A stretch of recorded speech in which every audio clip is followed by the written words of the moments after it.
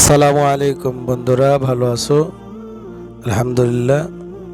এমন একটি ভিডিও নিয়ে আসতেছি ইনশাল্লাহ। আলহামদুলিল্লাহ, রসুল পাক সাল্লাল্লাহু আলাইহি সাল্লাম মসজিদে নববীতে বসে আছেন, সাহাবায়ে কেরামদেরকে নসিহত করতেছেন। আমাদের নবী হুজুর পাক সাল্লাল্লাহু আলাইহি ওয়াসাল্লাম সাহাবায়ে কেরামদেরকে নিয়ে আলোচনা করতেছিলেন। হঠাৎ দেখেন আকাশের মেঘ, কালো মেঘ যাচ্ছিলেন। হুজুর পাক সাল্লাল্লাহু আলাইহি ওয়াসাল্লাম সাহাবায়ে কেরামদেরকে বলতেছেন, আমার সাহাবারা, দেখো এই কালো মেঘের যে পানিটা, এই বৃষ্টির পানি, কালো মেঘের পানি তোমাদের ভাই আনাসের বাগানে দিয়ে এসেছেন। সাহাবায়ে কেরাম হতভম্ব হয়ে গেলেন, বললেন, ইয়া রাসূলুল্লাহ, হাবিবাল্লাহ, পাশে কি কারো খেতে বা বাগানে বৃষ্টির পানি পড়ে নাই?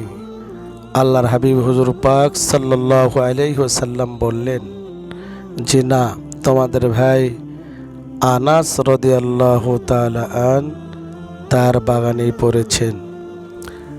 সাহাবায়ে কেরাম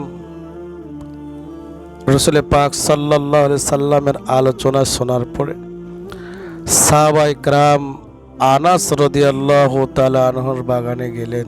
যাই দেখলেন ঠিক হযরতে আনাস রাদিয়াল্লাহু তাআলা তার খেজুর বাগানে সেই কালো মেঘের পানিগুলো পড়েছেন, পাশে কোনো বাগানে পড়ে নাই। রসুল পাক সাল্লাল্লাহু আলাইহি ওয়াসাল্লামকে সাহাবায়ে কেরাম প্রশ্ন করলেন, ইয়া রাসূলুল্লাহ, হাবিবাল্লাহ, এই পানিগুলো পাশের বাগানে পড়লেন না, আমাদের ভাই আনাসের বাগানে পড়লেন, এর কারণটা কি?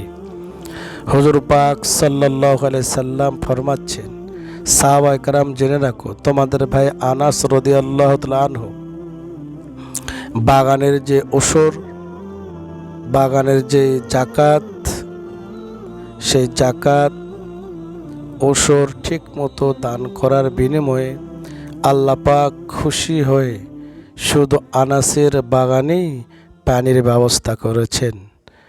সুবহানাল্লাহ। তো হুজুর পাক সাল্লাল্লাহু আলাইহি সাল্লামের পরশে থেকে আল্লাহ পাকের রহমতে আনাস রাদিয়াল্লাহু তাআলা আনহুর বাগানেই শুধু বৃষ্টির পানি পড়েছিলেন, সেই মেঘের পানি। আল্লাহ পাক ফরমাচ্ছেন, এই আমার ফেরেশতারা, যাও, আমার রসুলের মহব্বতের সাহাবা, সে সঠিকভাবে আমার রাস্তায় জাকাত দান করেন, খেজুর বাগানের ওসর দান করেন, তার বাগানেই পানির ব্যবস্থা করো। ফেরেশতা ঠিক তার বাগানেই পানির ব্যবস্থা করেছিলেন। আলহামদুলিল্লাহ। আমাদের খান ইসলামী টিভি সুন্দর সুন্দর ভিডিও পেতে, হাদিস শরীফ পেতে আপনার সাবস্ক্রাইব করুন, লাইক করুন।